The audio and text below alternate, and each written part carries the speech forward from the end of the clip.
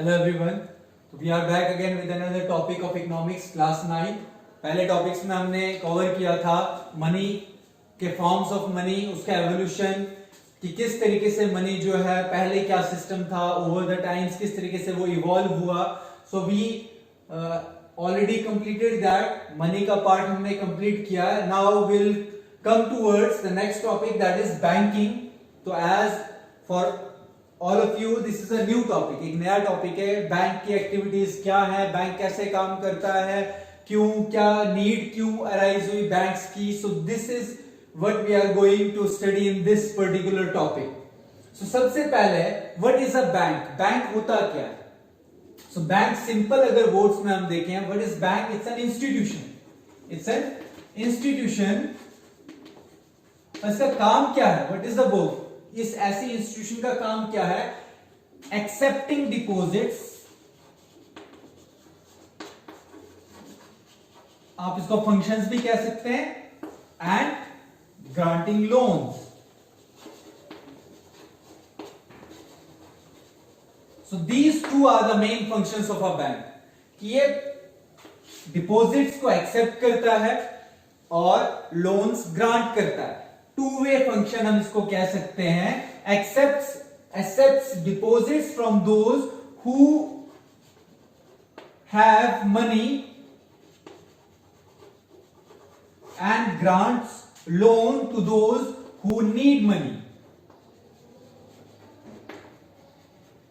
ठीक है, सिंपल है भाई। बैंक का काम क्या है, एक ऐसा इंस्टीट्यूट है जो क्या करता है, लोन्स डिपॉजिट्स को एक्सेप्ट करता है और लोन्स जो है उन लोगों को देता है। क्योंकि एट अ पर्टिकुलर टाइम कुछ लोग ऐसे हैं जिनके पास एक्सेस मनी है, वो लोग चाहते हैं कि हम इसको बचा के रखें, सेव करके रखें।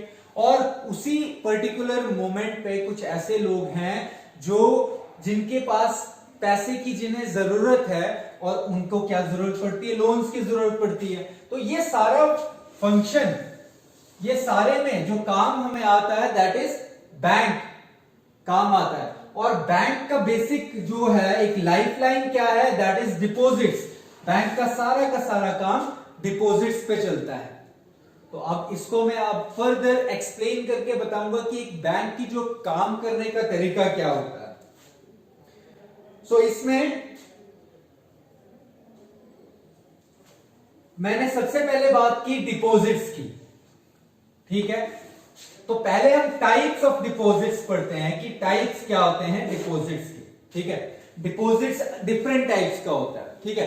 आप जब बैंक में जाते हैं, आप जब एक खाता अपना खुलवाते हैं, एक अकाउंट खुलाते हैं, वहां पे आपको जब बताते हैं कि किस टाइप का खाता खुलाना है, तो उसमें आप डिफरेंट टाइप्स ऑफ डिपॉजिट्स का नाम हम देते हैं। सबसे पहले आपने जो सबसे कॉमनली सुना होगा वो सेविंग, आपने सुना होगा अकाउंट्स, जो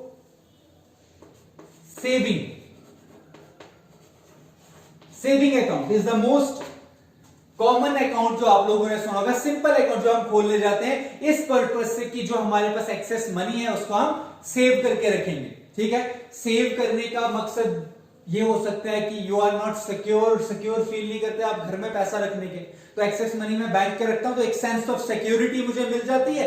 एंड उसके ऊपर मुझे फिर मैं आप फर्दर बताऊंगा कि इंटरेस्ट का क्या रोल होता है, आपको इंटरेस्ट किस तरीके से आपको मिलता है, किस तरीके से नहीं मिलता है। तो first account is saving account. Next is current. ये भी आपको जब आप एटीएम में जाते हैं, जब अपना कार्ड डालते हैं, वहां पे ऑप्शन आता है कहां से निकालना है, सेविंग अकाउंट से, करंट अकाउंट से, ठीक है। उसके बाद रेकरिंग डिपॉजिट आता है, एक और रेकरिंग, ठीक है। उसके बाद हमारा आता है फिक्स्ड, एफडी जिसे हम कहते हैं। एफडी भी आपने सुना होगा, फिक्स्ड डिपॉजिट्स। अब इन चारों में डिफरेंस क्या है वो मैं आपको बताता हूं। सेविंग अकाउंट जो होता है, सिंपलेस्ट फॉर्म ऑफ अकाउंट, एक कोई भी, मैंने पहले बताया, कोई भी इंडिविजुअल अकाउंट खोल जाता है, simplest form of account saving account है हमारा। करंट अकाउंट जो है ये जनरली मेंटेन बाय बिजनेस, ठीक है। करंट अकाउंट में क्या होता है कि एक बिजनेसमैन जो होता है उसको क्या करना था, डेली ट्रांजैक्शंस करनी होती है। हो सकता है वो सुबह जाए, उसने पैसा डालना है, हो सकता है वो शाम को जाए, उसने पैसा निकालना है, क्योंकि उसने क्या करना है, ट्रेड का काम कर रहा है, बिजनेस कर रहा है। तो ऐसे जो करंट अकाउंट्स है, these are maintained by the businessman, जिनको रेगुलर बेसिस पे ट्रांजैक्शन करनी पड़ती है। अब सेविंग अकाउंट में क्या होता है, आपको एक इंटरेस्ट मिलता है। इंटरेस्ट क्यों मिल रहा है आपको? बैंक आपको इंटरेस्ट दे रहा है। बैंक क्यों इंटरेस्ट दे रहा है?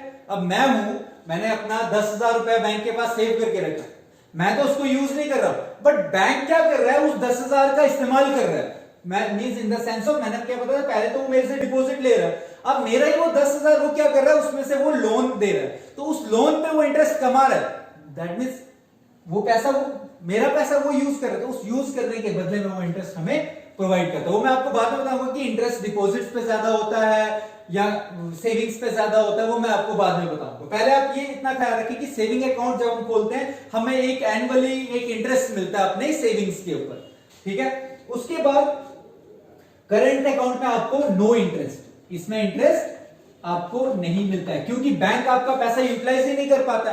सुबह 10,000 डाला, हो सकता है 2 घंटे के बाद फिर से मैंने 10,000 निकाल दिया, so bank is not able to utilise that particular amount. That is why bank doesn't provide interest on current deposits के ऊपर, करंट सेविंग डिपॉजिट्स के ऊपर आपको इंटरेस्ट नहीं देगा वो। उसके बाद जो रेकरिंग होता है, money in this accounts is deposited in the monthly instalment for a fix period.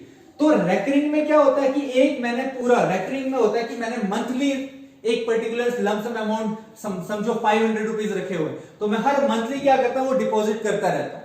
तो ठीक है, रेकरिंग अकाउंट में मंथली मैंने एक फिक्स अमाउंट डिपॉजिट करके रख देता हूं मैं, ठीक है। तो deposit monthly instalments for a fix period, समझो 2 साल के लिए मैंने क्या कर दिया, हर मंथ 500 रुपए रखा दिया, तो वो भी ठीक है, इस पे भी आपको इंटरेस्ट मिलता है। फिक्स्ड डिपॉजिट जो है, इसमें आपको सबसे ज्यादा इंटरेस्ट मिलता है, सबसे ज्यादा हाई रेट ऑफ इंटरेस्ट आपको फिक्स एफडीज पे मिलता है। क्यों? Fixed deposit means once you open this particular kind of account, जैसे आप छोटे बच्चों का खोल लेते हैं कि जब 18 साल के हो जाएंगे, उसके बाद ये हम इसको एफडी जो है इसको तुड़वा सकते हैं, कॉमन लैंग्वेज में कहते हैं एफडी तोड़ दो। तो इस पे क्यों ज्यादा मिलता है? क्योंकि इनको पता बैंक को कि एफडी एक बार 3 साल की करवा दी, तो मैं 3 साल तक बैंक से वो पैसा विड्रॉ नहीं कर सकता हूं, और 3 साल तक बैंक मेरा वो पैसा अपने 100% यूटिलाइज कर पाएगा, इसीलिए सबसे ज्यादा इंटरेस्ट रेट हमको एफडी के ऊपर मिलता है, ठीक है। सो ये होगी बात अकाउंट्स की, ठीक है। अब बैंकिंग किस तरीके से काम करता है, बैंकिंग का काम क्या है,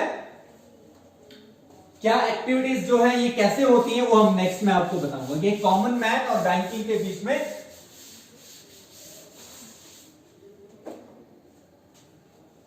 सो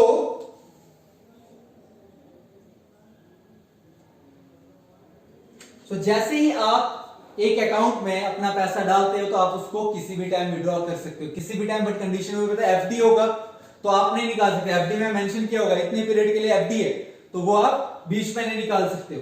सेविंग अकाउंट में मैंने आपको बता दिया था, ठीक है। अब इसमें आ जाता है नेक्स्ट जो मेन टॉपिक, वो मैंने आपको बताना था,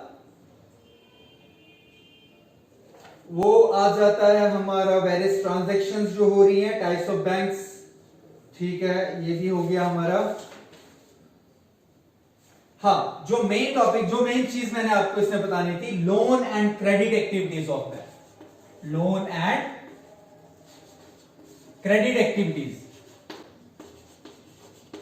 ये बड़ा कॉम्प्लिकेटेड होता है, हम लोग जब भी बैंक में जाते हैं हमें पता नहीं चलता लोन कैसे दे रहे हैं, लोन में जो इंटरेस्ट हमें यहां से देना पड़ रहा है वो कैसे हम हमने सीखा है मैथ्स में भाई कैसे कैलकुलेट करना है, पर हमें पता नहीं चलता कि ये कैसे काम कैसे करता है, तो वो मैं आपको अभी बताऊंगा इस चीज का। तो एग्जांपल्स के साथ ले लो कि एक बंदा है ए, ये कहां गया, बैंक में गया, ठीक है, बैंक में गया, इसने क्या किया, इसने पैसे जमा किए, कितने रुपीस जमा किए, 100 रुपीस जमा किए इसने बैंक में। तो ये डिपॉजिट कर रहा है, क्या कर रहा है, डिपॉजिट कर रहा है 100 रुपीस बैंक में, ठीक है। उसके बाद बैंक के डिपॉजिट्स जो होते, बैंक के डिपॉजिट 100 रुपए से बढ़ गए, 100 रुपीस हो गए डिपॉजिट, बैंक के पास भी पैसा आ गया, ठीक है ना। ये ध्यान से आप लोग सुने, as per rule the bank keeps 20% of 100 as cash.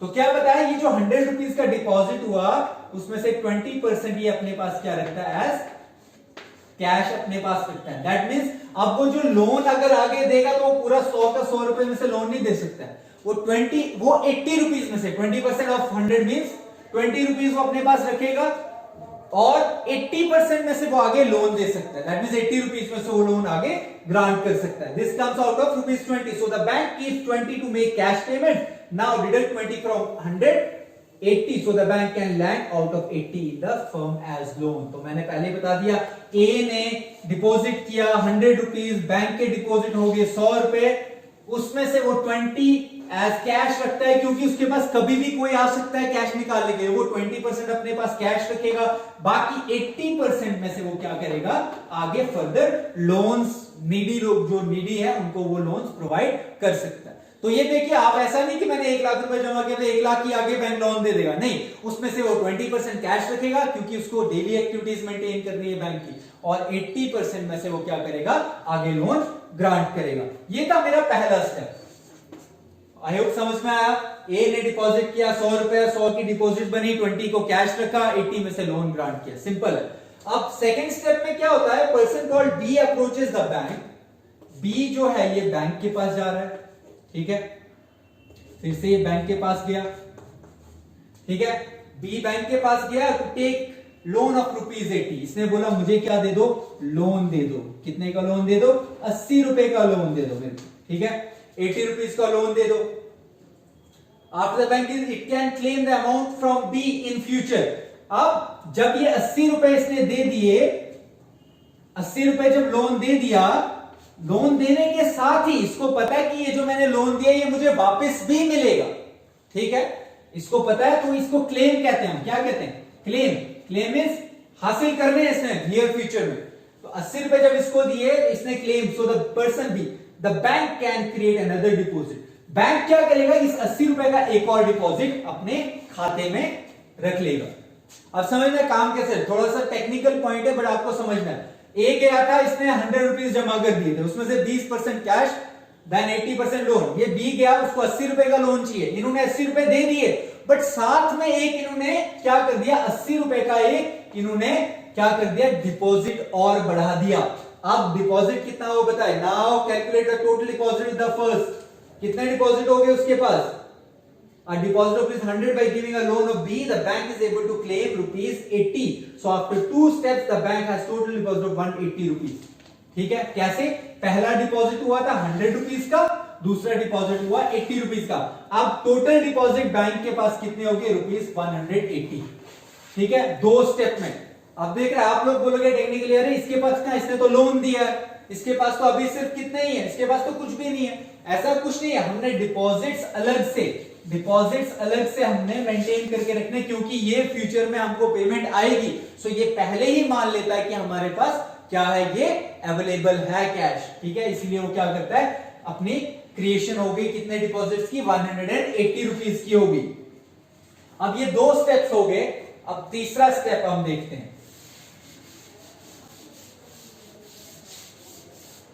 Third step में ये क्या करेगा, स्टेप 3 में एक और पर्सन सी था, जो पर्सन सी क्या कर रहा है, ये क्या कर रहा है, एक और लोन चाहिए इसको. ठीक है, बैंक से लोन चाहिए. ठीक, उसके बाद अब मुझे बताइए कि बैंक कितना लोन दे सकता है इसको, कितना लोन दे सकता है बैंक सी को. ठीक है, bank could increase the deposit by ₹80 by claiming the amount of B. As per rule, it has to keep 20% of cash. As a rule, deposits अब टोटल इसके पास 180 के हैं, और रूल बताता है कि इस 180 में से 20% इसको कैश रखना है, और बाकी 80% जो इसको लोन ये प्रोवाइड कर सकता है. तो वही देखिए, अब ये क्या करेगा, 20% ऑफ 80 निकालो. ठीक है, 20% ऑफ 80, so 20% ऑफ 80 आ गया 16 रुपीज. ठीक है, so the bank will now keep ₹16 as cash. पहले हमने 100 में से निकाला था तो 20 रुपीज बने थे. अब मुझे इस 80 का 20% निकालना है, 16. सो दैट मींस 80 माइनस 16 आ गया यहां पे का 64. अब ये 64 रुपीज का लोन प्रोवाइड कर सकता है। So the bank can give 64 as loan to C. अब सी इधर से कितना लोन ले सकता है? 64। अब ऐसे ऐसे नेक्स्ट स्टेप में अगर कोई और आएगा फिर 64 का 20% निकालूंगा, उस 20% को कैश रखूंगा और साथ में फिर क्या करूंगा, मैं बाकी में से लोन दूंगा। एक साइड डिपॉजिट्स बढ़ते जाएंगे, क्लेम वो करेगा, और दूसरी साइड में लोन प्रोवाइड करता चला जाऊंगा। ठीक है, अब यहां पे कैश कितना हो गया इसके पास? डिपॉजिट पहले 100 था, फिर 80 था, अब 64 हो गया।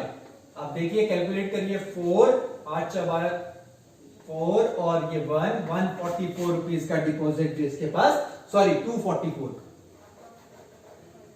8 से 14 244। तो रुपीज 244 का इसके पास क्या हो गया? फ्यूचर क्लेम डिपॉजिट भी इसने कर दिया अपने पास।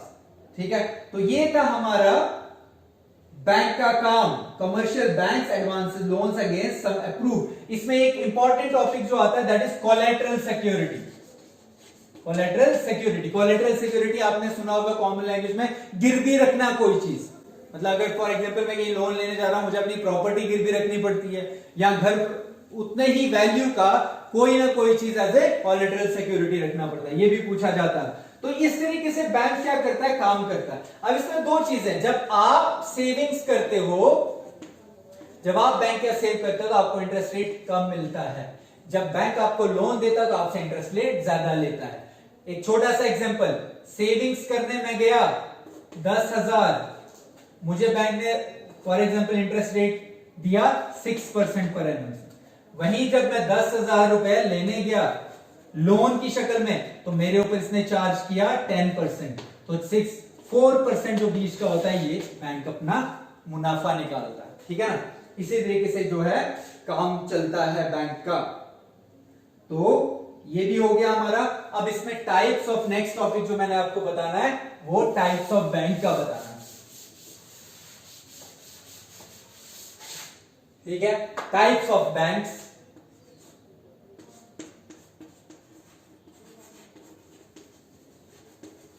टाइप्स ऑफ बैंक्स, अलग अलग बैंक्स आपने सुने होंगे। तो टाइप्स ऑफ बैंक्स में मेनली 4 किस्म के बैंक्स आते हैं। Number 1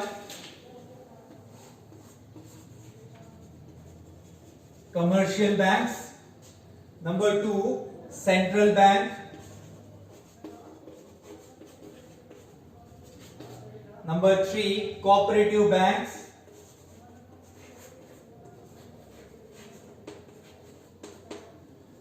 and number 4 specialized banks।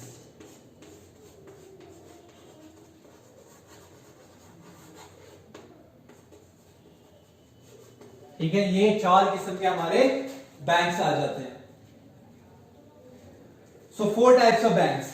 अब इन चारों का नाम देख के आपको पता चल रहा है कि ये चारों के अपने अपने फंक्शंस होते हैं। स्पेशलाइज्ड बैंक्स के अपने फंक्शन, कमर्शियल बैंक्स के अपने फंक्शन।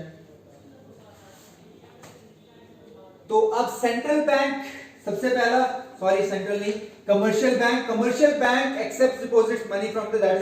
अब सिंपल सी बात है, जिनका काम सिर्फ डिपॉजिट्स को एक्सेप्ट करना, ठीक है, और लोन्स को ग्रांट करना, ये कमर्शियल बैंक का काम है। ठीक है, accepting deposits and granting loans. बहुत सारे एग्जांपल्स, आईडीबीआई, आईसीआई वगैरह वगैरह बैंक जो है, जेएंडके बैंक, हमारा एचडीएफसी बैंक, सारे के सारे कमर्शियल बैंक्स के अंदर आ जाते हैं। सेंट्रल बैंक जो होता है, ये होता है एपेक्स इंस्टीट्यूट होता है। ठीक है, बैंकर्स बैंक भी कह सकते हैं हमारा, जैसे आरबीआई हमारा करेंसी का जो अथॉरिटी होती है इनके पास होती है। ठीक है, RBI Reserve Bank of India is the example of it. इसके अलावा नेक्स्ट कोऑपरेटिव बैंक्स जो होते हैं हमारे, cooperative banks are of 2 types. इसमें एग्रीकल्चर या रूरल बैंक्स या नॉन एग्रीकल्चर और अर्बन बैंक्स, 2 किस्म के आ जाते हैं। ठीक है, एग्रीकल्चर, नॉन एग्रीकल्चर। एग्रीकल्चर को हम रूरल बैंक्स कहते हैं, अर्बन बैंक्स कहते हैं। ठीक है, ये कोऑपरेटिव टाइप्स ऑफ बैंक्स आ जाते हैं। तो ये भी पर्टिकुलर अर्बन एरियाज में और रूरल एरियाज में फंक्शन करते हैं। रूरल एरियाज में इनका अपना फंक्शन होता है, जैसे कि फार्मर्स को लोन ग्रांट करना, उनके लिए जो फैसिलिटीज प्रोवाइड करना, और अर्बन में इनके अपना रूल्स होता है। तो स्पेशलाइज्ड बैंक में क्या आ जाता है? स्पेशलाइज्ड बैंक जो होते हैं, they targeted towards a particular thing. ठीक है, टुवर्ड्स पर्टिकुलर मतलब जैसे हमारा है नाबार्ड है, ठीक है, NABARD is an example of specialised bank.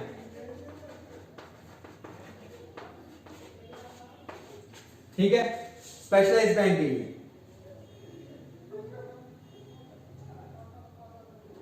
तो कोऑपरेटिव भी हो गया, स्पेशलाइज्ड बैंक्स भी हो गए, ये 4 किस्म के बैंक्स आपने जो है तैयार करने हैं।